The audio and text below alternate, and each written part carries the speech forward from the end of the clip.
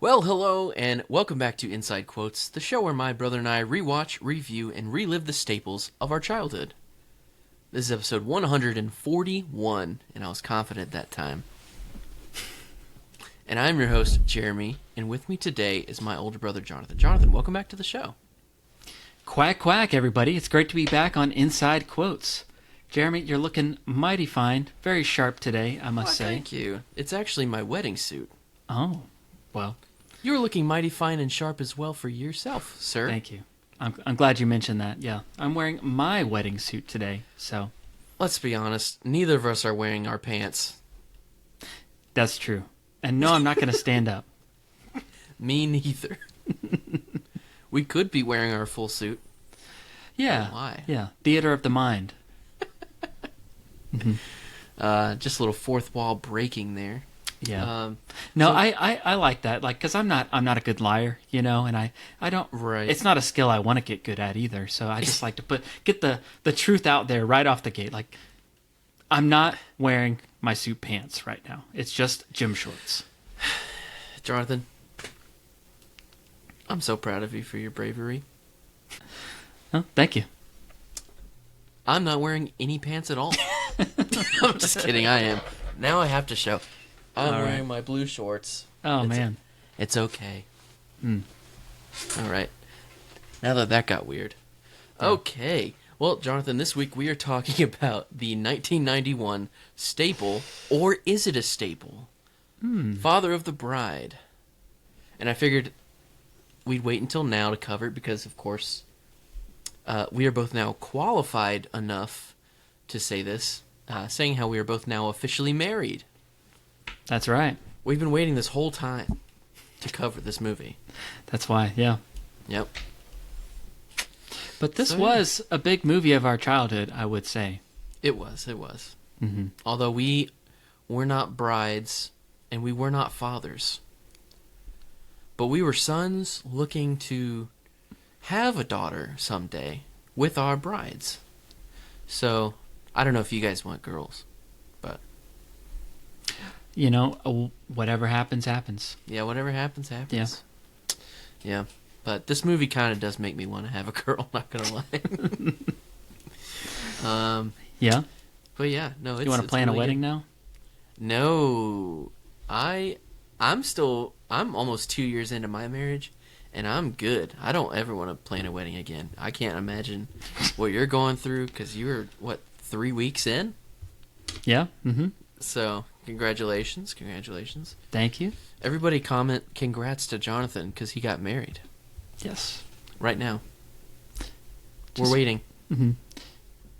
And if you're not at a computer, just like write it down on a note and just do it later. You know. Right, and you can mail it to him if you need to. P.O. Box. Oh. That's our dad's P.O. Box, and he's our mail guy. Yeah, we'll have to bleep that out. How funny would that be It would be so funny. if somebody just sent him random fan mail to our dad? He would not appreciate it. It's not doxing if it's at the post office. He would be so confused. He would. But he's a fan too, so he'd understand. Yeah, yeah. Okay, Jonathan. Well, this, of course, is a classic Steve Martin film. And I have a secret segment. Now, can you believe this is our 6th movie that Steve Martin has been in that we've covered here on Inside Quotes? Can you name all 6, including this one? Okay. That's pretty hard. Okay, well, Cheaper by the Dozen, 1 and 2. Yep. That's 2. Today's episode, Father of the Bride. 3. Okay. The Pink Panther. Yes, Pink Panther. Okay. This one, you think you're going to trick me with this one, but The Prince of Egypt. Ah! Him and Martin Short were in it. I was. That's number 5. But I am blanking on the 6th one. I also thought I would trick you with this one because you give up. No, I'm thirsty for more. Okay. Um, You're on 5. You got one more. Is he a leading role in it, or is he like a... I can't say anything. Oh. You just did. That was the hint I needed right there. I'm blanking. What's the sixth one? The 1971 Muppet movie. The Muppet movie. Oh. He had a cameo in that one. It's one of You're his so first right. acting debuts. Not debut, but you know what I mean. So, I thought that was a fun little segment for us. Would you like to sniff the bottle cap? Should be for 95 cents. Great movie. Great character. Ah, you got me. Okay. That, which also brings me to my other idea. Does this movie, Father of the Bride, make the Mount Rushmore of Steve Martin movies? Mm-hmm. Because there's a list from our childhood that we love. I mean, there's a huge list of just movies he's been in, classics, you know. Mm-hmm. But I went through his discography. I mean, filmography. And I wrote down all of his movies that we like. And which ones of the 4 would we put in there? Well, do you have a list? Or do you want me to... Well, yeah, I guess I'll read those. Cheaper by the Dozen, 1 and 2. Same character. Mm-hmm. We have The Three Amigos. We have Father of the Bride. We have The Pink Panther. Mm-hmm. We have The Big Year. The Big Year. Oh, man. Looney Tunes, Back in Action. Mm-hmm. Prince of Egypt, the Muppet movie. Those are all the kids' movies? Pretty much, yeah. Yeah. Yeah. Well, should we save it for the end as to whether it would be on there or no? Yeah, no, we'll just go for it. I would put this one on there. I would too. I would also put the Pink Panther on there for us. Mm-hmm. We love that movie. Now, Cheaper by the Dozen, 1 or 2. I think I would put the first one on there. Oh, we can have him be represented by both. Oh, okay. That's just his character, yeah. Okay, well then... I think... Yeah, because like, you've got Cheaper by the Dozen has 1 and 2, Father of the Bride, and Pink Panther all have sequels. So that's like 6 movies there. Right. And Three Amigos, you gotta... My Little I wrote Buttercup. I've gotta have... The sole idea of having Steve Martin with a sombrero carved into stone sounds great. Just focusing on the sombrero. That might be the number 1 spot. That's the George Washington spot. Yeah. Then we have the plane, you know, I guess a ball cap for Tom Baker from Cheaper by the Dozen.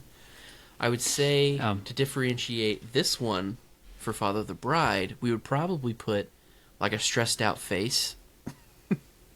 Mm-hmm. Or a grimaced face or whatever. And then I would also put Pink Panther. He's like loosening his collar, you know? Yeah. And then for the Pink Panther, I would, you know, he'd have his mustache, so that's very easy. So it's just like 4 Steve Martins, but they're all a little bit different. Mm-hmm. I love that. We had the same exact one, because obviously, who's putting the Big Year up for anything? I'm not carving that movie in stone. Yeah, and I wouldn't put Looney Tunes on there either because when it comes to Looney Tunes movies, I prefer Space Jam over Back in Action. Oh, with LeBron James. No, he's great. No, sir. But I also think of Back in Action as more of like a Brendan Fraser movie, so I forget Steve Martin's in it. I agree. He also looks very different. Yeah. In any of his, it's the one movie that he doesn't have white hair. Yeah. I'm also interested in this Coyote versus Acme movie that's coming out. That got saved from being a tax write-off. It's with Will Forte. So that could be good. It sounds pretty good. It definitely looks like AI generated. I thought it was at first, but yeah, you know, whatever. No, that'll be good. Okay, so speaking of these movies with sequels, I didn't realize that Father of the Bride is an actual, like, legacy sequel, a remake. Not a sequel, legacy sequel. It's a remake. Yeah. Again, which makes this one of the 3, at least, that I know of, franchises that Steve Martin himself has rebooted and made 2 sequels for, and they're all better than the ones from the 50s and 60s. Do you know that for sure? Have you ever seen Father of the Bride from 1950? I don't. I just learned that today, but I'm sure. I'm sure that it's a little bit better. I mean, I will watch that and I will get back with you. Yeah. There's also Father of the Bride, kind of part 2, but it's called Father and his like investment or what was Little it called? dividend. Little dividend. Yeah. And it's still about like having a baby. Yeah. And everything. So I knew that this was a remake. I didn't know that the sequel was also just about like the daughter having a baby. Yeah. And basically he's like freaking out about like feeling like I'm too young to be a grandfather, you know?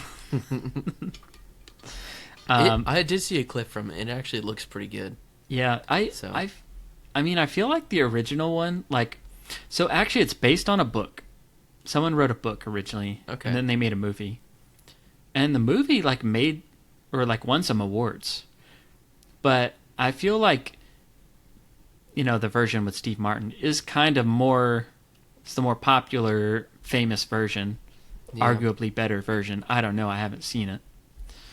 I was kind of looking at some like screenshots and stuff, and I did pull some up. I kind of wanted to show you just some like scenes from that movie though. Okay. Because, like, let me show you this here.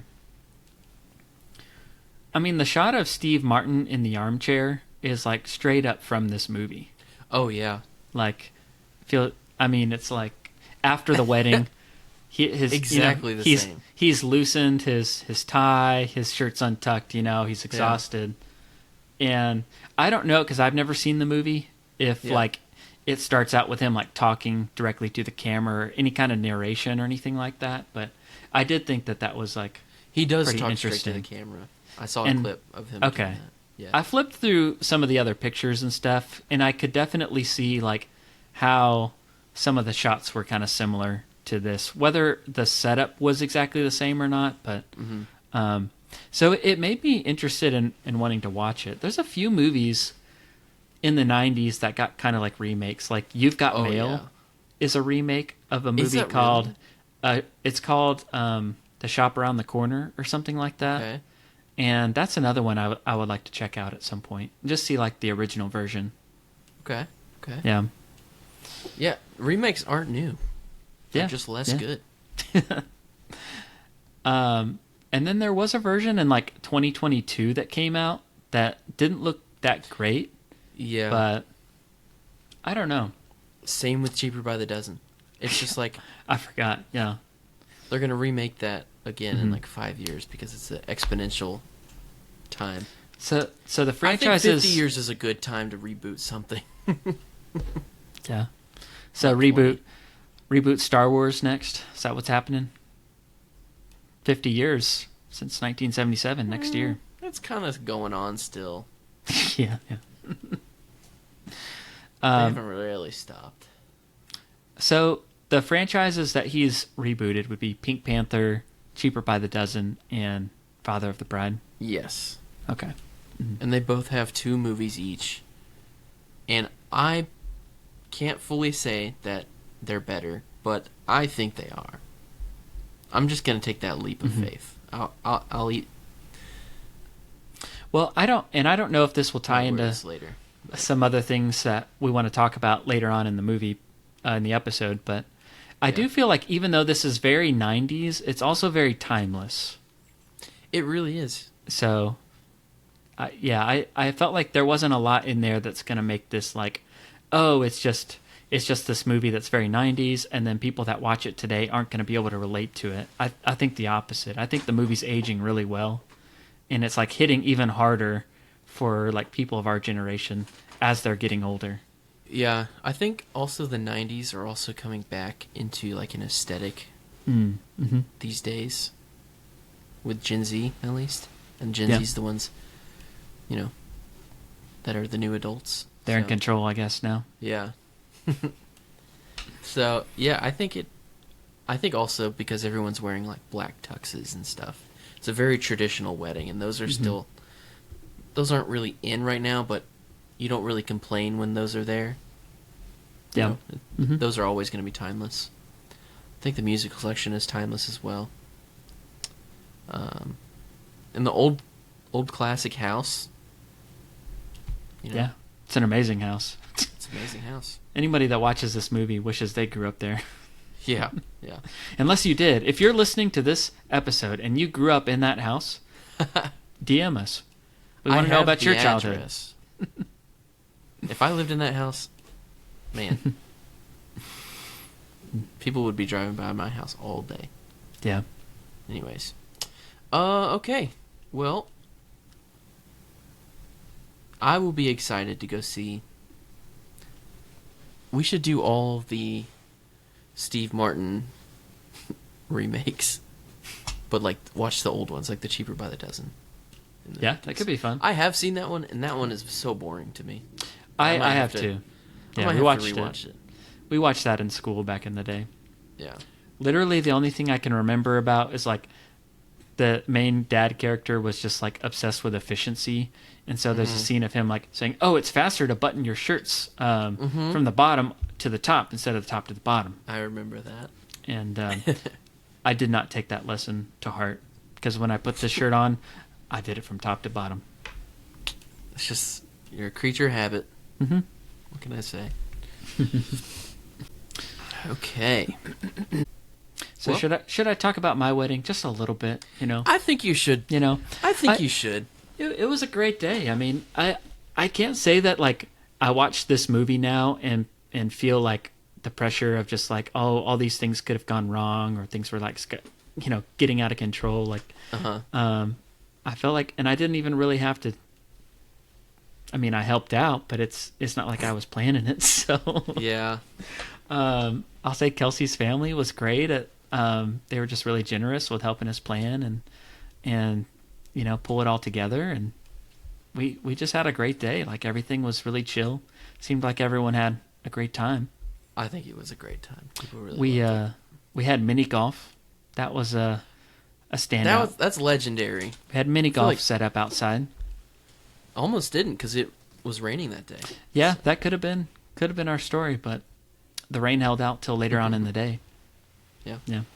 So. But yeah, we went on I've already told you all this, but for the listener, we went on a cruise. Yeah. And then we went to Disney for a day. We went to Animal Kingdom. Yeah. So, and you got the mug. I still got it over here. It? Yeah, this was a great mug. Yeah. Mm-hmm. So, it was a great time. It was a great week, great vacation. And I came back and I'm like, I'm ready to podcast again. And gladly, graciously, I thank her for allowing you to podcast, because you don't have to now, because you have this whole new life that you've started, and she's already sacrificing a Tuesday night. So, grateful. Yeah. Shout out to Kelsey, and shout out to Abby. We joke around now that she's the producer of the show now. Yeah. That Kelsey is, so. But speaking of which, I don't know, maybe we should have a segment of the podcast now, because, typically I watch these movies with Kelsey ahead of time. Not all the time, right, but most of the time. And sometimes she has thoughts for the podcast. Yeah. So I've got what the wives say. Yeah, thoughts from the wives. Here's the comment. What the wives say. What the wives say. Jonathan, what the wives say on this. I watched this with Abby, and this was her first time. And I also have a comment. Oh, okay. Yeah.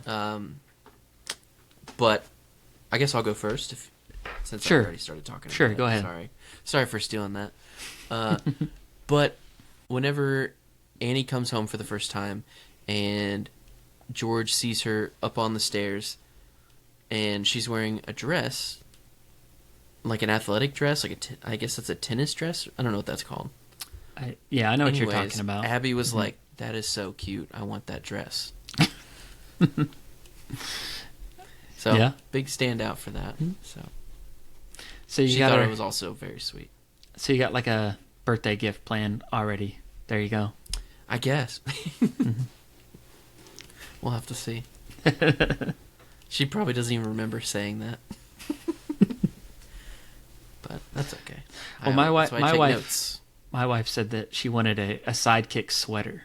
She said that would be really cool. A sidekick sweater. Mm-hmm.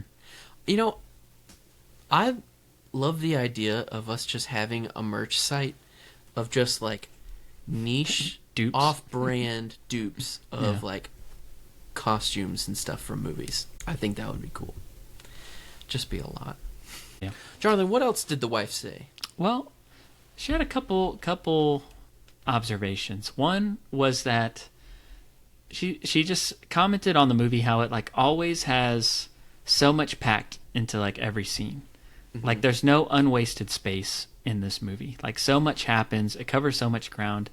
But like even just like she was kind of pointing out the scene of just like, and I think it has to do with like blocking scenes and staging things and just having things prepped ahead of time. But it's just like the scene when like Nina answers the door and like George won't come over and like she's talking to Brian through the door and she's like waving at him and like making him come over and just stuff like that. Like there's all these like little details that get added into that makes the scene come alive and more than just like a point and shoot. This is what's happening in the room right now kind of thing. You know, the way like George like zeroes in on like how he's wearing Nikes.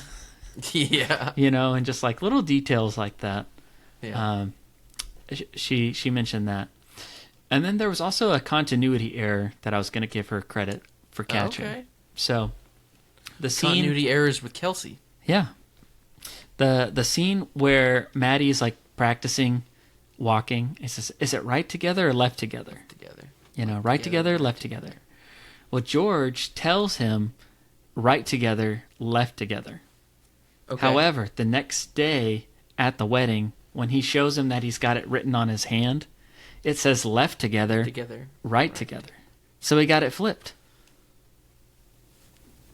Okay. So maybe that's not a continuity error. Maybe that's just an 8-year-old kid getting everything mixed up once again. Maybe he got it mixed up. Maybe George had it wrong. I bet George had it wrong.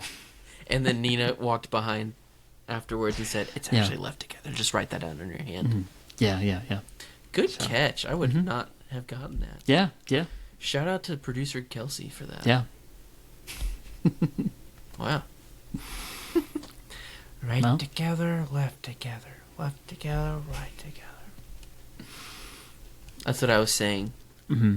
Walking down the aisle for my actual wedding. So, I was telling Kelsey, it's a nice cheat sheet. No one ever told me. I just walked. Just gotta did your thing. Yeah. So, yeah, it was chill. It was a great day. Yeah. Well, we're all happy for you here. And we're glad that Kelsey's a part of the family and that you are now a husband. And yeah, I'm glad to have a full-time producer now as well for the show. Mm-hmm. So yeah, we'll definitely have her on for her debut episode whenever she is a little bit more free, because she's a teacher, of course. So once that school year's over, she can be really full-time producing for 3 months.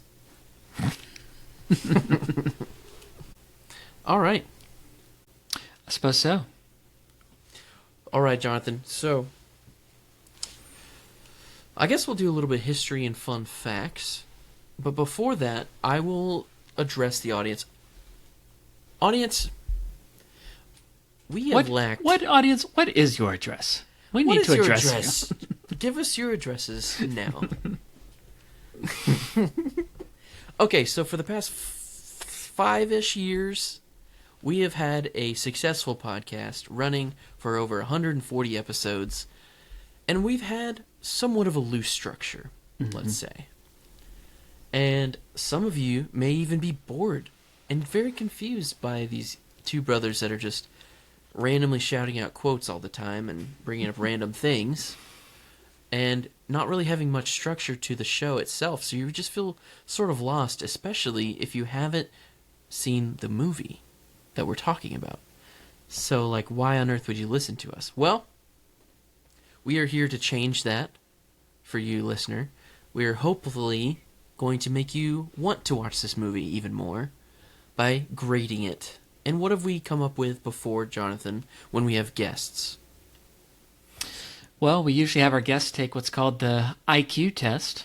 Which stands for? Inside quotes, of course. Inside quotes, of course. And all of a sudden, I just had a eureka moment. It's like, dang, we should really just have a test for all of the movies that we're covering. And that could just be the structure. And so that is what we are going to be doing from today for this movie and from the future movies this day forward, called the IQ test. And now that we are 20-something minutes in, we still are going to have the regular introductions and stuff. So, but we're going to have the structure from now on. Mm-hmm. So get used to it. If you love it, let us know. If you like it, let us know. If you're just indifferent about it, you won't let us know because you don't care. Mm-hmm. And if you hate it, send us a letter. At P.O. Box... Oh, that's a great running bit. Almost as good as that running bit whenever you kept putting on hockey jerseys for our Miracle episode. I can put on all my suits. Put on every suit coat. I'm not going to do that again. That was bad. I'm sure this will get hot enough. Okay, so for the IQ test, what are we going to be determining? We're going to get a grade, but we're also going to be making a judgment about the movie, correct? Yes, we're going to see if this movie, and whatever movie, insert movie here, is a staple or not. And, you know, sometimes movies are staples, sometimes movies are top tier, which we call the stapliest of staples. And then some movies aren't necessarily staples, but we're still going to watch them and cover them. Mm-hmm. And when it's not to the standard of, you know, stapley or stapliest, it's got to be less than. And we took inspiration, Jonathan, from your catchphrase. When those movies are less than a staple, what will we call them, Jonathan? Those movies will just be, it's a quack. Just plain quacks. Mm-hmm.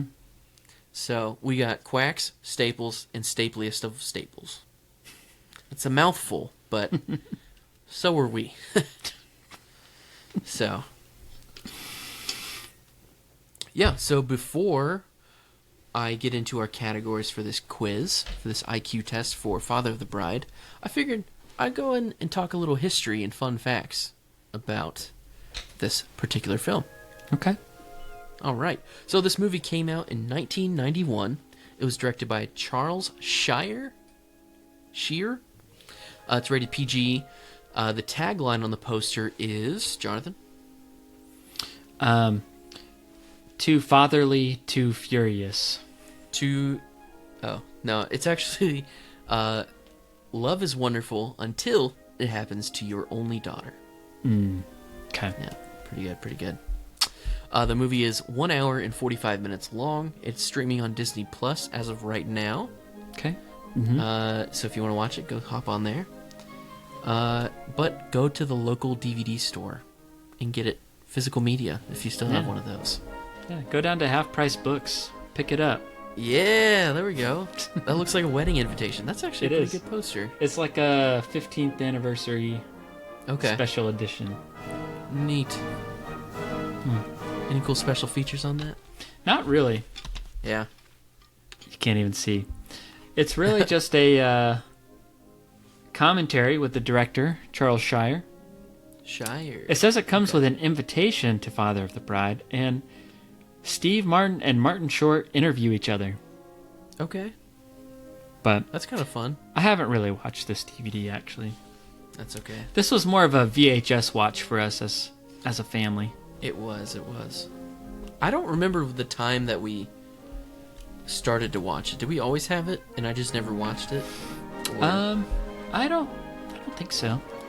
There, like a later on VHS. I think it was. I think what happened was we became the recipients of a big tub of VHS tapes from our good friends, the Smith family, where they had just let me tell you what. This family had so many movies that I think they just found a lot of duplicates. Like, they just didn't know what they didn't have. Really? Or they just upgraded to DVD. And so Yeah. they were like, we're getting rid of these. Do you want some? And I remember we got like a huge tub of tapes one time. And so we didn't have it like all the time growing up, but like, I don't know, from like middle school on, I feel like we had it. Yeah. Enough For to me, be anyway. a part of the default vault, I Yeah. would say.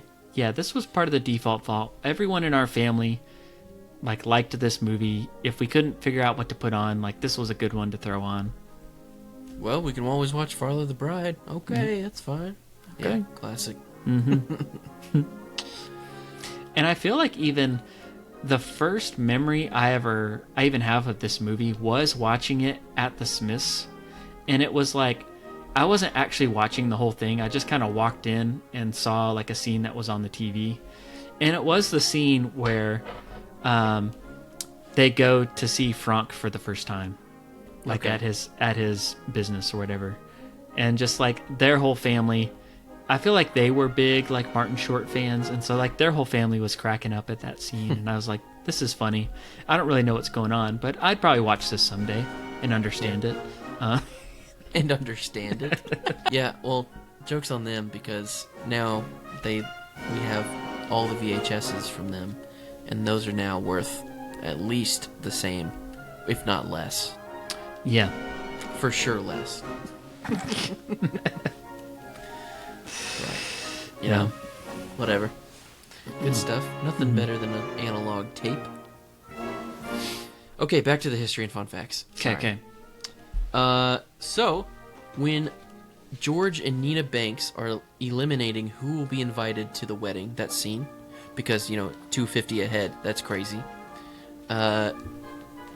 Among the names they mention are Steve and Stephanie Tyrell, and Steve Tyrell is the name of the guy who did several songs of the film, I recognize it. including The Way You Look Tonight. Yep. The cover of that. Not Frank Sinatra, obviously. But. And he did some more in Father of the Bride Part 2 as well. Oh, okay. Fun. You were talking about Martin Short playing Franck. This movie, Martin Short created his own accent, a brand new accent from scratch for this. How can you tell? You can't. That's just what I heard. Yeah. And fun fact about that, our mom was so bad at accents, and this is the movie that made me realize that, because she loved Franck. Franck was like her favorite character Who doesn't? of all time. Who doesn't Yeah. love Franck? Yeah.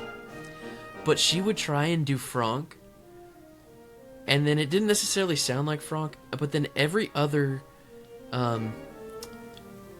impression that she would do of any character of any movie, she could do like Chewbacca, and it would sound like Franck. She was so bad at impressions. She couldn't do it if she tried. But if she didn't try to do Franck, it would come out Franck. Every one of them would come out Franck. And that was a fond memory of me. I would always make fun of her for that. Mm-hmm. It was so funny. That's where we get it from, you know? Yep. I can't say I'm going to be able to do Franck very well. Yeah, it's a hard one. All right. Well, another fact is George Banks said that he doesn't want the wedding to go bankrupt, or didn't want him to go bankrupt, so that he'll end up wandering the streets in a bathrobe. He says that. That's actually an homage or a reference to his movie The Jerk, because that happened to him in The Jerk. Yeah. I thought that was fun. Kimberly Williams and George Newbern, who were Annie and Brian in the movie, they filmed a series of Hallmark card commercials as a couple, which is interesting because this leads to another fun story. It's right out of a Hollywood twist of fate. Hollywood script, you know. Back in 1991, when this movie came out, Kimberly Williams stole hearts as Annie Banks in The Father of the Bride, becoming the picture-perfect daughter in one of the most iconic wedding movies of the decade. But somewhere out there, a young Brad Paisley was watching too. Long before he was a country music superstar, Brad saw Kimberly on the big screen and apparently never forgot her. For nearly 10 years, he admired the actress from afar, all because of her role in Father of the Bride. Then in 2001, this is where it gets interesting, life decided to get a little bit poetic because Brad was casting a music video for his song, I'm Gonna Miss Her. Jonathan, you're not a huge country fan. You've probably heard that song before. I have, You're very yeah. familiar. Mm-hmm. Well, I'm gonna miss her. Yeah. When I get home, it's about him choosing fishing over his wife. So Brad was casting the music video for his song, I'm Gonna Miss Her, and he knew exactly who he wanted to star in it. Kimberly Williams, of Father of the Bride fame. Well, She said yes, and the two connected. Sparks flew, and what started as a music video turned into a real-life love story. Just 2 years later, in 2003, Kimberly Williams became Kimberly Williams-Paisley. It's super rare, but here's the best part. This brings it back to the movie. In Father of the Bride, Annie, her character, is horrified when her dad suggests a casual backyard barbecue, the steak pit, for her wedding reception. She wants elegance, sophistication, and the whole fairy tale. But in real life, she's marrying a country star. What do you think they had at their wedding? Probably barbecue. She married Brad Paisley. Their reception was much more laid back, embracing the kind of down-home barbecue picnic Annie Banks would have probably vetoed on the spot. So in the end, Father of the Bride gave Kimberly her breakout role, but it also unknowingly introduced her to the man who would one day make her the inspiration behind some of country music's sweetest love songs. The end. I was proud of that one. that's a pretty cool story. Thanks. Yeah. Shout out to another podcast that I've been listening to called An Old Timey Podcast. They're huge, I'm sure, but it's a history podcast, and they basically write their own stories, sort of like, and they read them off as their podcast. And it's pretty cool. I like their format a lot, and that's just sort of what I made that to be. Oh, okay. Okay. So, it's a pretty good podcast. I also remember the Brad remember? Paisley. I remember the Brad Paisley video for what was that song? Online, like I'm so much Online. cooler online, and it had George Costanza in it. That's a good one. I remember liking a lot of his songs were like funny or had some kind of like twist to it that I remember back in the day. But I would say Brad Paisley is on the Mount Rushmore of 2000s comedy. yeah, of comedy. Country. You said comedy, sorry. 2000s country. He's probably the greatest guitarist in country music. Yeah. Well, I mean, yeah. As far as comedy go, I mean, he wasn't on the blue collar comedy tour, so No, he wouldn't. he just can't be, you know. Yeah. So, yeah. Crazy stuff. Everybody, Okay. wait for our rewatch podcast of Blue Collar TV. That'll be exciting. Dude, you are sick. It's our one quote from that. No, he All right. didn't. No, he doesn't. That's our second quote from that. I sit corrected. What a crazy show. You can tell we kind of grew up in the South. Florida's not really South, but you know what I mean. Yeah. All right. So, if you've gotten this far and you have not seen this movie and you want to know what it's about, it's a remake of the Spencer Tracy classic. George and Nina Banks are the parents of a young wife-to-be, Annie. And George is a nervous father, unready to face the fact that she is now a woman.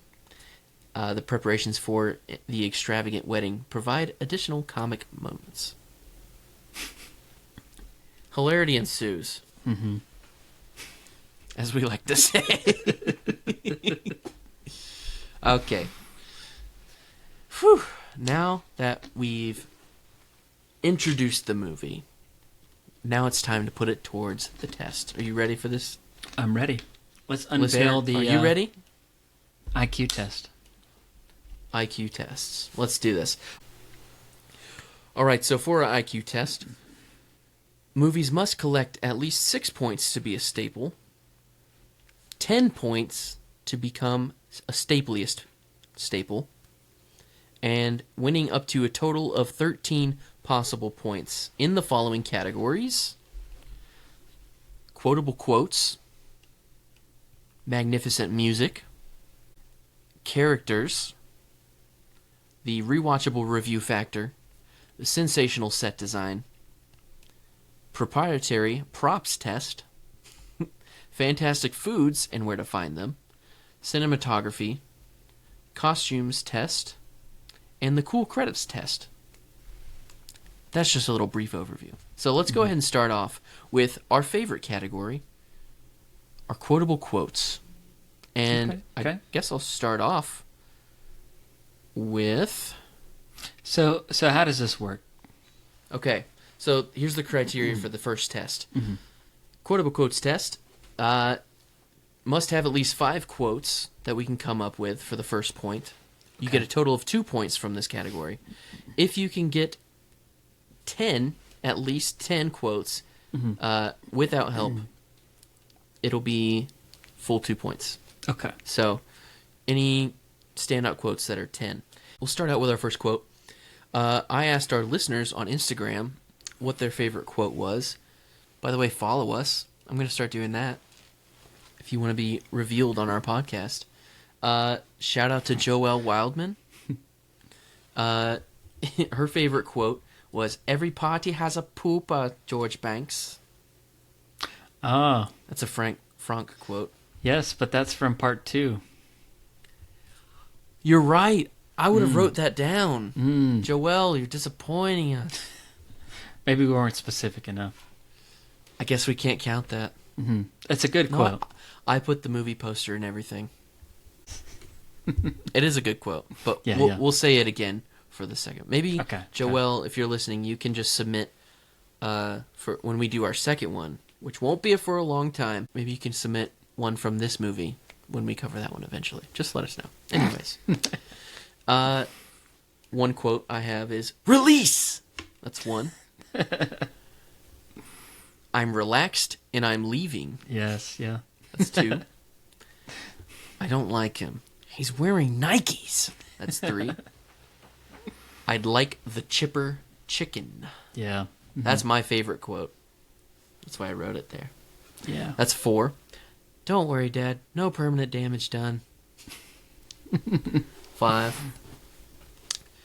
"And don't worry, I didn't eat anything." Yeah. 6. "Welcome to the 90s, Mr. Banks." 7. I've got 7. Do you have any more written down? I had a few more, but I mean, it's hard to not go ahead and give this one just because every line that Frank says is going to be quotable. It's gold. It's but gold. I really like it when he says, like, "Trust me, I do this for a loving." I do it for a laughing. Okay, that's 8. We can get 2 more. Hunk is a genius. We need him for his mind. I forgot about that one. That's 9. We just need 1 more. I'll take care of this, George. Give me your wallet, you know? Boom. And just like that, our first test ever gets the full 2 points. I also really love the moment when Maddie, like, think he's gonna, like, ride down the banister of the stairs, and then he's Just like, kidding. "Just kidding." You know? That was great. Yeah. Okay. We've got 11 at least. Yeah. It's such a quotable movie. Not including Joelle's blunder, of course. It's a good one. Sorry, Joelle. We love you. Thanks for submitting. Okay. So for the second part of the IQ test, we're going to talk about the music. This is the magnificent music test. Worth a total of 2 points. So in order to get the points, we have to be able to name or identify the soundtrack by sound, by heart. Or the soundtrack has to have at least 3 bangers for it to be the stapability level. There we go. Yep. So let's talk about the music for this movie. The score was done by Alan Silvestri, who is one of the top composers. He's worked with pretty much Robert Zemeckis his whole career. So he's known for like Back to the Future, Forrest Gump, Polar Express. Some people on this podcast might be a fan of that movie. Big fan. Big fan. He did the Avengers movies. There's something else that he's done that's pretty big, but those are some of the big ones that he's done. Night at the Museum. Night at the Museum. Richie Rich. I like Richie Rich. I wrote in the show notes. I wrote down Beauty and the Beast as the first one, but I actually don't think he did that. That's Alan Menken. Well, it's possible he Right? did some of the score, maybe, because sometimes with musicals, sometimes it's a little bit of both. Yeah, maybe. But so. I'm not sure. There was some other movie. Well, anyway, so he did the score for the movie, but then this movie also features a lot of just like popular songs or kind of like throwback songs. Like we've got "My Girl" by the Temptations. There's like a few others that are just like iconic to this movie, and I mean, I'll go ahead and say we used a lot of music from this movie at like our wedding reception. So like it's gonna be influential for me. I mean, they're all bangers. So I mean, let me ask you about the music. What do you think about the score itself? I feel like it's very memorable. I think it is too. If you had me blindfolded and you started to play the soundtrack, well, the soundtrack, yeah, but the score, you could play the main titles and I instantly know where I'm at. I'm at the Banks' house, establishing shot. Yeah. You could play me Annie's theme, and I immediately think of that girl sliding down the stair, the banisters. Yeah. The drive to brunch, I immediately think of him falling in a pool. Yeah. I was listening to the soundtrack on Spotify, and I guess they have like a little new beta feature or something that like will give you some like, I don't know, trivia or something while you're listening to it or something. So it mentioned how like Silvestri's score was actually a mix of like classical orchestral music, but then there's also like some jazz influence. So like for like some of those ones that you mentioned, like when they're driving to brunch, like it is a little bit of a different feel. There's like a little bit more like percussion and stuff like that. Yeah. It's mischievous. But then also there's just like, the classic, the main theme or like Annie's theme that just sounds like an orchestra playing, and it's very good. He writes it the way he wants you to cry. He puts so much emotion in his music. I think it's great. Yeah. There's you mentioned that. So who was it that did the way you look tonight? What was the name? What was that? Was that like an A sharp there? Yep, sure was. His name was Steve Tyrell. Okay. Yeah, I always liked his, rendition of that song. Yeah. Better than Frank? Well, maybe, but this might be the original, like the first one I heard. Like, I don't know. Maybe so. Is he better than Frank Sinatra? I couldn't say, I don't think he'd say that. But I've always liked that version of it. And it's one of the first things I think of when I think of this movie is I love the way that it ends and they're kind of dancing and that song is playing, That's sweet. That's very sweet. Okay, another standout. So basically, we're giving them the point for the scores. For the soundtracks, there's at least 3 bangers. I'm going to give that a score. We've got We're Going to the Chapel of Love, I think is what it's called. Yeah. We've got Just the Way You Look Tonight, My Girl. Today I Met the Boy I'm Gonna Marry. That's a good one. Beyond the Sea. And Volare. That's a bigger hit. Do you know what that is? Why that's referenced? Why? It's because that's the song that Eugene Levy is singing as like when he's trying out for the the wedding singer. Volare. Whoa, whoa, whoa, whoa. Is that it? That's the one? I think that's what it is, yeah. Because also in the credits is Tom Jones. What's New Pussycat is credited, like because he sings it in the mirror. So yeah, sings it better, I'd say. Yeah, I think he would say he was better than Tom Jones and Frank Sinatra. And Frank Sinatra. And Frank Sinatra.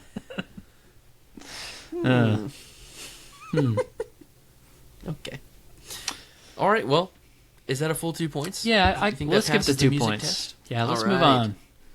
We've got 4 points total, so it only needs 2 more to become a staple. It's probably pretty easy. Let's see. All right, so we've got our characters test, which is sort of a culmination of acting and just the characters that have been written. We've got George, who is the main character. He's great, played by Steve Martin. He's happy with the way things are, but he's also very pessimistic from change. His counterpart, Nina, is optimistic and allows life to happen. She keeps cool during all this. Annie is sweet, full of life and optimism. Maddie, bro, just vibes. He's just straight chilling. He goes with the flow. And he's also very observant. Clearly not with his left together, right together, but yeah, you know, he wasn't he's a good kid. Brian, who is the classic white guy of the film. Not Steve Martin. I guess that's true. Everybody's white in this movie. Yeah. Except for Howard. But anyways. The Mackenzies, the rich in-laws, very different from everybody. But they're very nice. They're not the typical rich people. Yeah. Like rich, like snooty. Yeah. We've got Frank. Oh, go ahead.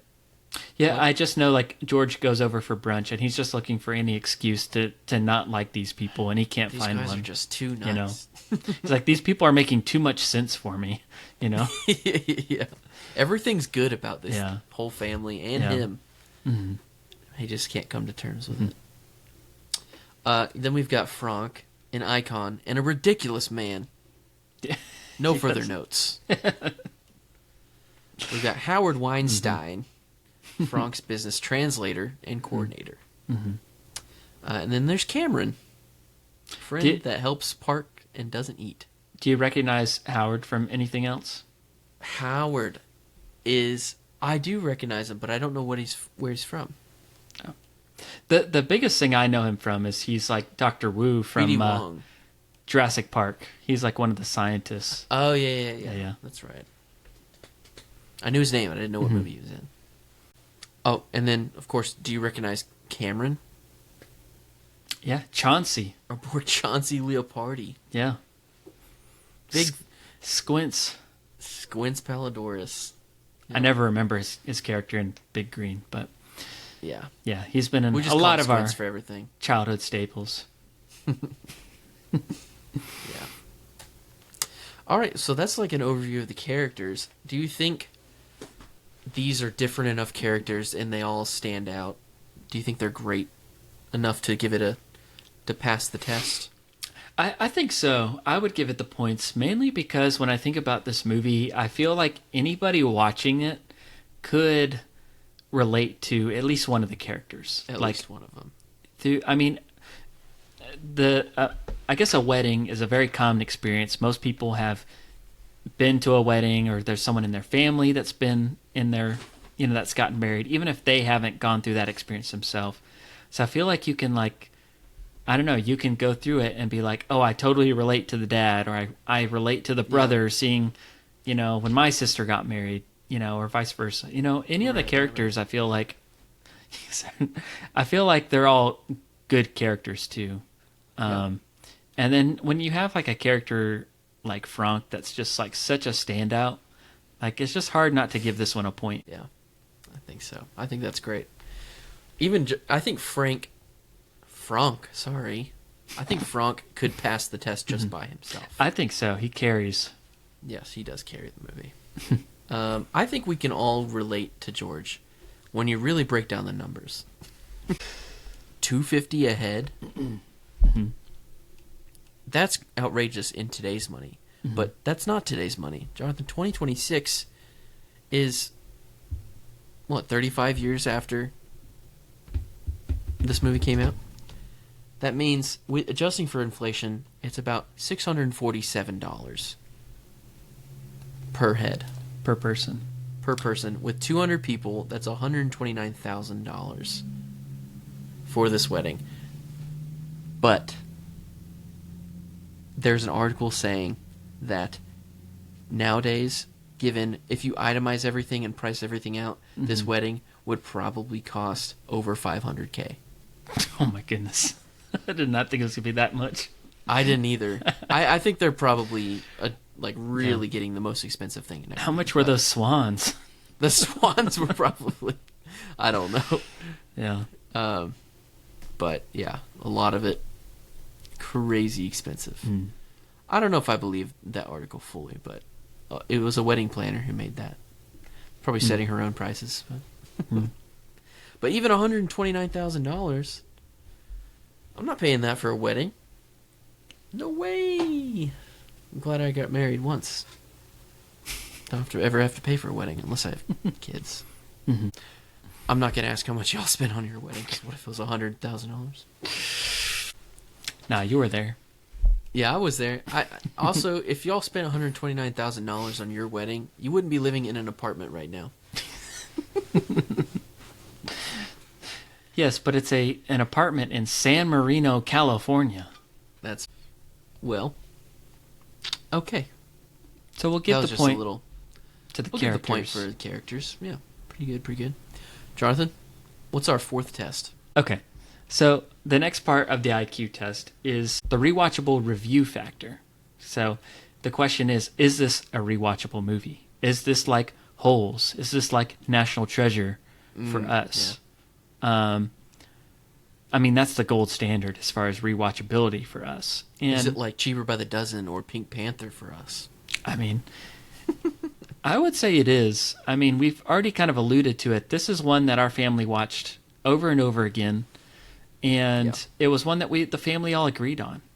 Like, I think a part of it, you could consider it like, you kind of start to think of it as like a rom-com, but it's not really a rom-com. Because it's not really about like Annie and Brian's relationship. It's all about the father-daughter romantic. Yeah, it's relationship. It's romantic in terms of like you're thinking of romanticizing a wedding and that sort of thing. But it's just like a good family comedy that everyone can relate to. Yeah, and I feel like we've watched it countless times, so many times through the years. When we say it's a part of the default vault, it's automatically going to pass this. That's true. It's funny, timeless, entertaining. I think it's also a great movie for whenever you've had a long, busy day and you're overstimulated. It's a nice, calm, like low-stimulating movie. Yeah. That you could just relax to. The music itself does that, but it's such a cozy movie. Yeah. So yeah, that passes that. Which, Jonathan, that's 6 points already. So this is at least a staple. It's not a quack, unfortunately. Unless it gets some negative points, we'll see.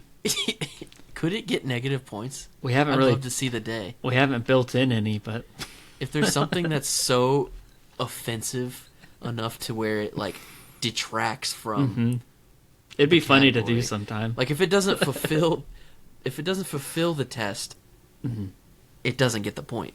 But if it takes away from that, we might have to take a negative point. Yeah. Interesting. Okay. Yeah, we're in charge here, so. Yeah, we're workshopping it.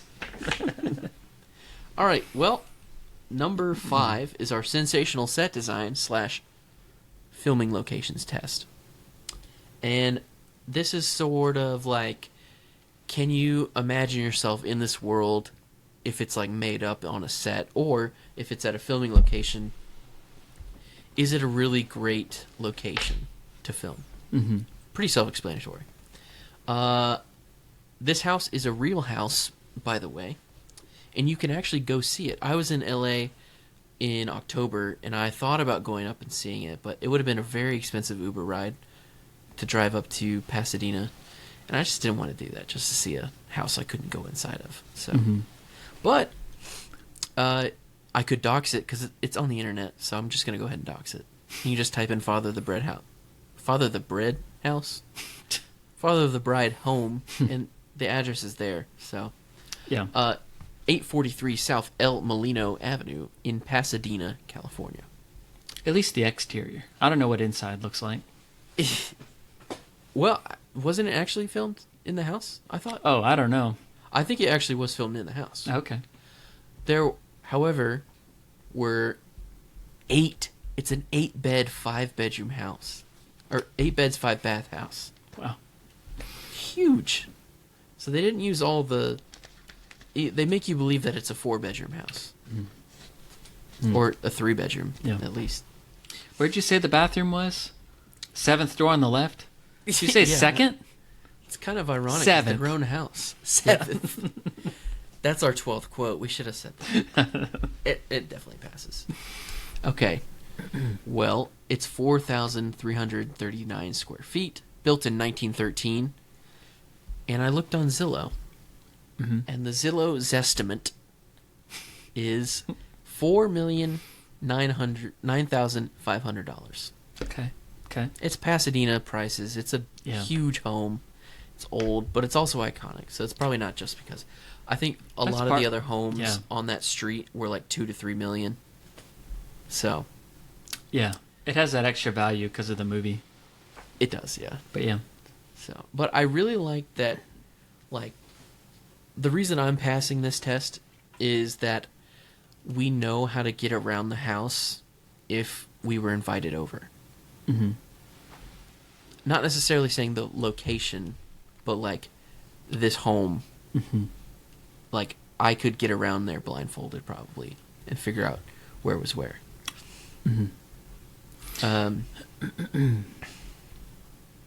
It pretty much shows every room in there as far as we know. It shows the kitchen, shows the living room, shows the outside, the driveway, the backyard, shows all the different rooms upstairs. It takes you upstairs, you know? So I'm going to give that an immersive. Okay. What do you think? Well, I think so. I mean, I feel like it's such an iconic home that they made it a plot point in the second one. And maybe I shouldn't pull that into it, but like the character loves the home so much. And I feel like anybody that watches this movie feels like it's an iconic house and one that you would want to spend time in. It's kind of goals. Yeah. I would rather live in that house than the Beverly Hills house of the McKenzies. And I don't know if this would go into more of the cinematography, but like the house looks cozy. It looks lived in. Like it looks like a real house. And like a real family lives there. And maybe that's part of the set decoration versus the location shooting. Right. Well, it's all part of the same but sphere, this test. So, yeah, I'd give it a point. All right. More iconic than the Home Alone house? No. Probably not. Which you can also go to that house. It's still pretty good. I want to give a 0 for one of these tests. We picked the wrong movie for that. Like, the first example that comes to my mind is like, would we give the house in Garfield a point? I don't think so. I would. I would also give the castle in Garfield 2, A Tale of Two Kitties, a point. You'd have to. That is a pretty good house.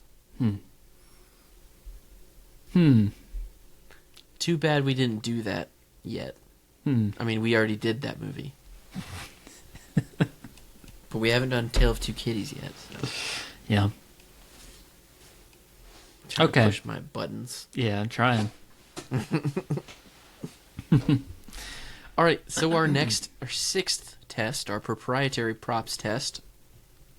Basically, if there's a prop in the movie that you really latch onto, you're gonna notice that. It's gonna be a standout for the whole movie. Is there a standout prop for this movie? What do you think, Jonathan? Yeah, I think the prop that would stand out the most. Oh, well, I see. This is we always get confused, costumes and props. I know. Because I was going to Costumes say has its own category. I was going to say the sneakers that George gives Annie for her wedding day. Mm-hmm. So other than that, I'm not thinking of any unless you want to. I don't think so. Include the blender. The blender. I think the criteria for this category needs to be: can you look at this prop and know that it's from this movie? Mm-hmm. Yeah. And I don't have anything that comes to mind right now. If we're missing anything, let us know. But the only thing I can think of is the ice sculpture. Mm-hmm. And that's not necessarily something I think of. I don't even remember the ice sculpture. Yeah. Yeah. Exactly. So this might actually be our first test it doesn't pass. Okay. No point. Okay. I also wrote basketball hoop, but that's kind of part of the set. Yeah, it's part of the house. It's part of the house. No good props. Sad. Okay. All right, Jonathan. Our number 7. Next category is fantastic foods and where to find them. So, Jeremy, what do you think about the foods in this movie? The foods are highly talked about. They are not necessarily shown, Mm-hmm. but they're still iconic. Mm-hmm. However, we've got the wedding cake. That's $1,200. Didn't pay that much for my first car. I don't really know. It's a wedding cake. It's a wedding cake, you know? There's the chipper chicken, not seen, not even eaten by George Banks. But the things that we do see is 8 hot dogs in 12 hot dog buns. And if you ask me, Jonathan, if I wanted to eat a hot dog in a movie, I'm going to want to eat it at that house. That's a pretty great backyard for the barbecue, you know? The barbecue dream. Yeah. So, I might pass it based off of the hot dogs. I feel like George Banks cooks a mean hot dog. You can defer. I would. I mean, I feel like the freak out scene at the grocery store is iconic, surrounding food. Yeah. You know, some big shot. And he's surrounded by food. It's a big shot at the Wiener Company. Got together with a big shot at the bun factory, and wanted to stick it to the man. Well, George Banks isn't going to put up with it. Yeah. That's our 13th quote so far. But I don't know. I don't really think of the food that much when I think of this movie. I don't. Again, it's a topic of conversation, and there's a lot of comedy in food, I will say. But, Yes. you know, I'm not going to give it a point unless you can jog my memory of something else. If it's not the hot dogs, I don't really have much. I just think the quote is from, Chipper Chicken, or there's wedding cake, or as Frank calls it, wedding.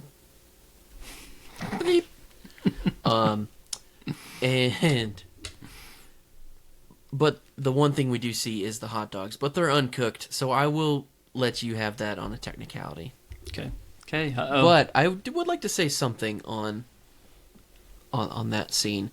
I feel like shrinkflation has actually benefited the hot dog industry, like the hot dogs to bun ratio fiasco. Mm-hmm. Because I feel like 8 buns to 8 dogs is pretty standard now. Mm-hmm. However, if you think about it, in the scene where George Banks is flipping out in the supermarket about these hot dogs and their buns, he claims that he wants to buy 8 hot dog buns and 8 hot dogs. He then proceeds to remove 4 buns from 3, count them, 3 bags of 12. This implies that he wants to buy 24 hot dog buns. You know where I'm going with this? Mm-mm. If he had only kept the buns in the bags and only bought 2 bags of buns, he would have saved more money and have still gotten 24 buns. That's how bad his mental state was at that point. He couldn't do math. He's very passionate, you know. He comes from a long line of overreactors. Yeah. 14th quote. You're really firing him off. I only had 7. You've already matched me. And I had a list. I had a list, but they're just, as we talk about the scenes, it's coming back to me. Yeah. Yeah. Yeah. Well, should we go on to our next category? We should. You go ahead and take that over if you want. Well, the next one is just about the cinematography of the movie.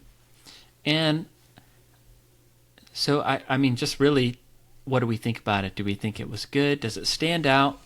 I'm willing to go either way on this one with you, because this movie has a style that I really love.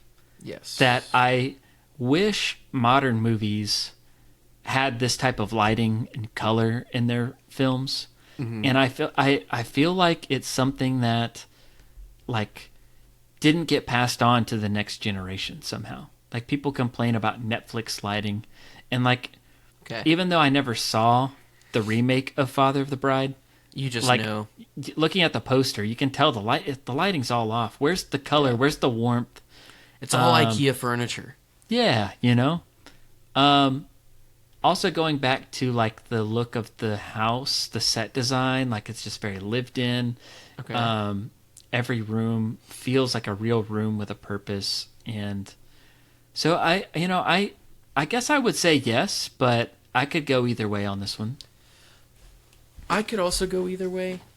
I don't see any like fancy fun shots. I think there was that. Mm-hmm. It's so good that it's hidden, so nothing really stands out. Yeah. There's a one take where everybody's in this house trying to plan this wedding for a million different things, and he's getting asked a million different things. Yeah. Mm-hmm. I think that was pretty cool. I'm a sucker for a one take. Mm-hmm.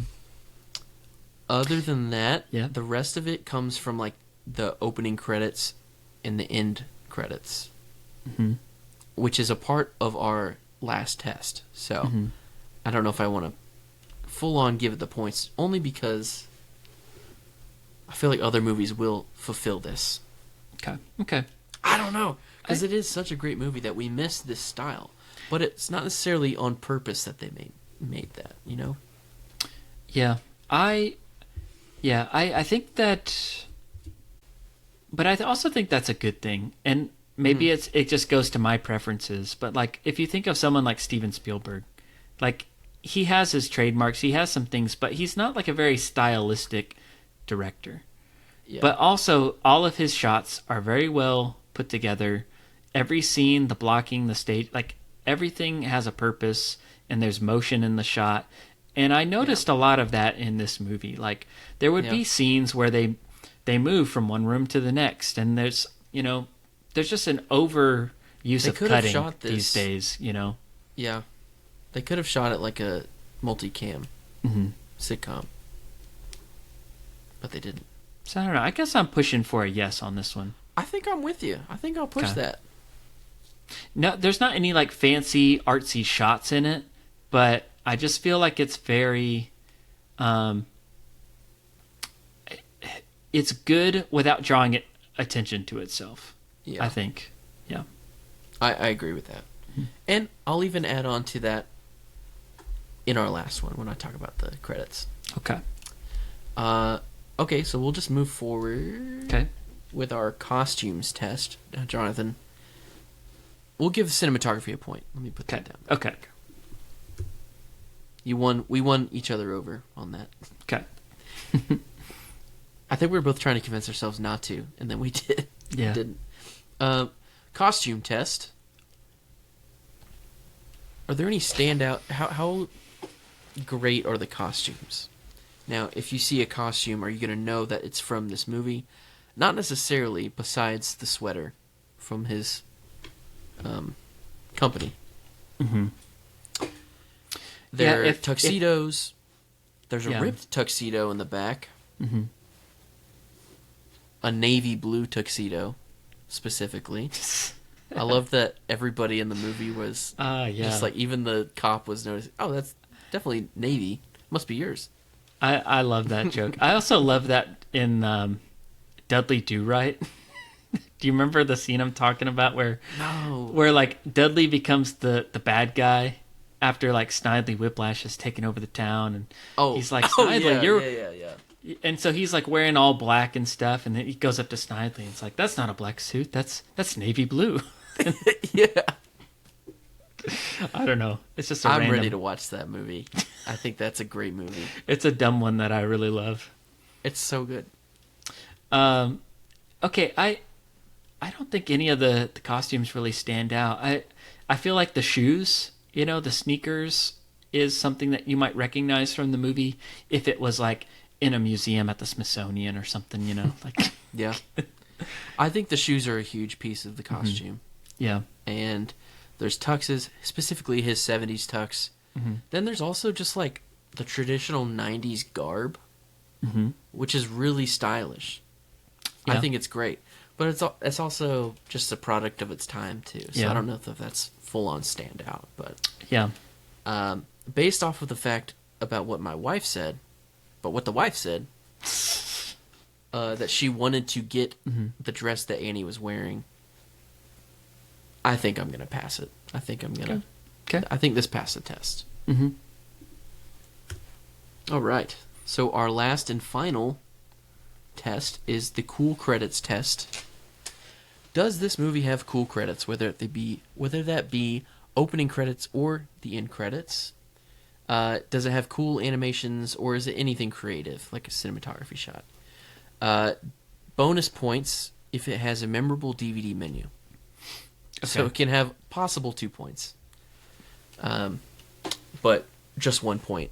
Mm-hmm. I don't think this has a memorable DVD menu. I looked it up, and it's just like a picture frame with scenes in the picture frame. It wasn't anything stand out. And not to say that that's bad, because this movie came out before DVDs were invented. So, it's not a big deal. That's why it's a bonus point. Mm-hmm. So no bonus point. However, opening credits are amazing. I love it. It's very simple, but it's bubbles from champagne as the background. Okay, so we have just the letters popping up, and then it's just like a background of champagne bubbles.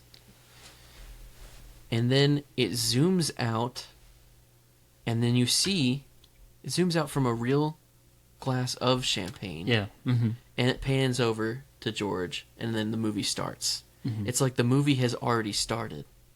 Yeah. It's very creative. I liked that a lot. I didn't expect that to be the actual... I thought it was just animation or something. I always liked that opening. And then, like, he's just addressing the audience straight into the camera, breaking the fourth wall. Like, I used to think weddings were a simple affair. I was wrong. And I always liked it when you sync back up to that moment in the film, like after the wedding, kind of. Yeah. But it's not him breaking the fourth wall anymore. But anyway, I thought that was a cool moment, and I think the credits were good.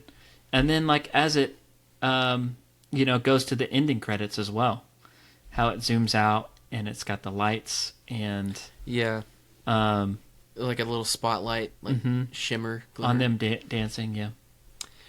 I was almost gonna say no, because I didn't really pay attention to the beginning, and then the credits, and I went back and looked at the credits. There's nothing there besides the cool font. I really like the font. I was gonna mention the font. Yeah, you would totally recognize it belongs to this movie. Yeah, but I'm not gonna give it an award because of the font. Okay. That goes to Avatar for Papyrus. Yeah, I mean, of course. Yeah. However, there is, as they're dancing and the spotlight shines on them, there's a little cursive animation that says "The End," and that was a nice touch. But I think even that, I wouldn't even give it full points for that. But how that fit in with them dancing, I think that was great. Yeah. So that combined with the opening credits champagne glass transition, I'm going to give this a pass. I think it's it's simple, but it's good. Like they did something. It's not just like text popping up as the movie is beginning kind of thing, you know? Right. Like a TV episode. Yeah. I like it. Yeah, I think it's wonderful. And that concludes our IQ test. This movie is locked in the books, Jonathan. Okay. So, we have a total of... It's a perfect 10. 10 points. There's 13 possible, but, like, it's a perfect 10. Okay.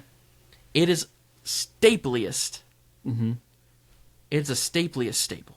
That is the official ranking for Inside Quotes. I'm not surprised. What would your letterbox score be for this? Well, I would have given it 5 stars. I think that not everyone would, and that's okay. But I just know that this one has always had the nostalgic, sentimental favorite of our family that I would have given it 5 stars for. But also, I miss this kind of movie. I feel like it's the type of movie that I wish there were more of. Yeah. Like we were still making today. I feel like it's just this type of movie isn't really around anymore. And I feel like that's a shame. So sometimes I give movies, a 5 star. And this one is deserving of it. Don't get me wrong. But sometimes I give it just because I feel like there should be more of this in the world. And that's why I'm rating it this high. Right. Got to bump up the average so it gets on some list. Yeah. I agree. 5 stars. Yeah. No question. It's It even has like one of the most perfect sequels too. So, but we'll get into that another time.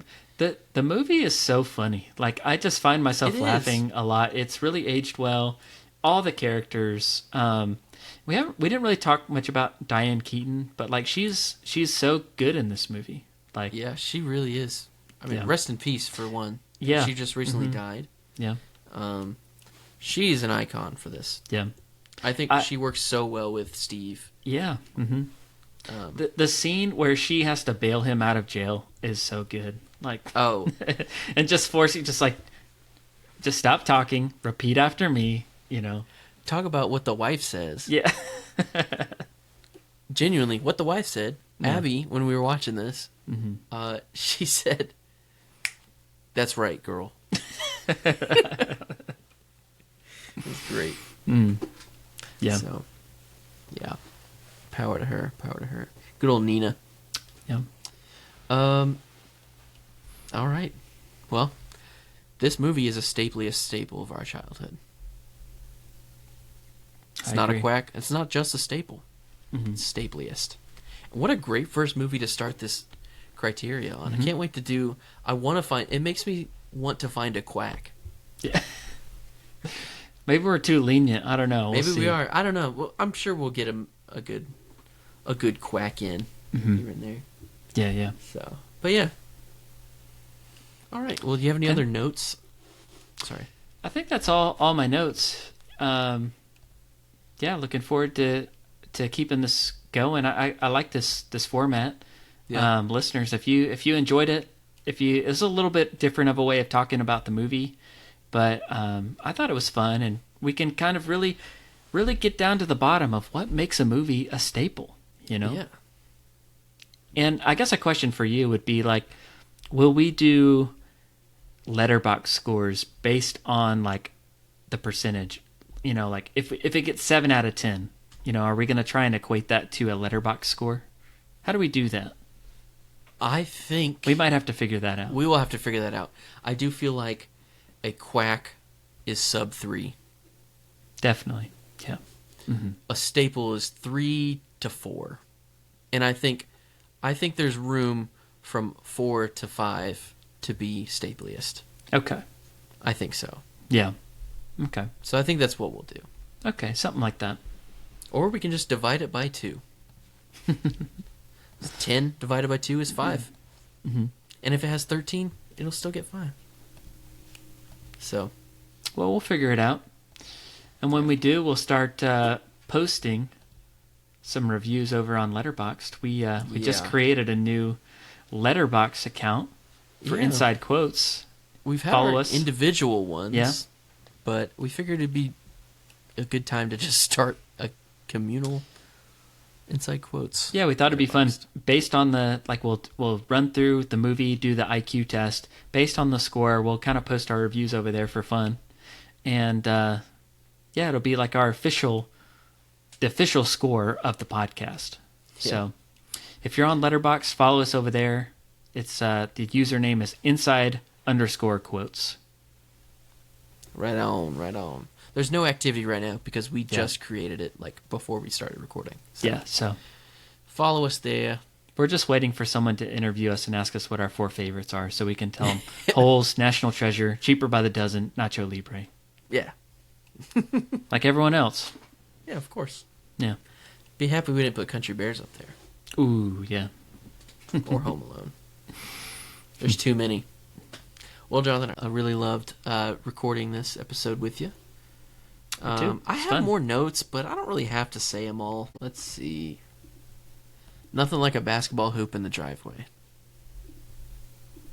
I missed that. That was a great time. We had one at the Holland House, and I spent a lot of time out there.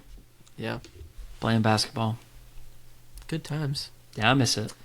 The older I get, I guess this is in conclusion, I feel like the older I get, the more tears will exit my eyeballs the more times I watch.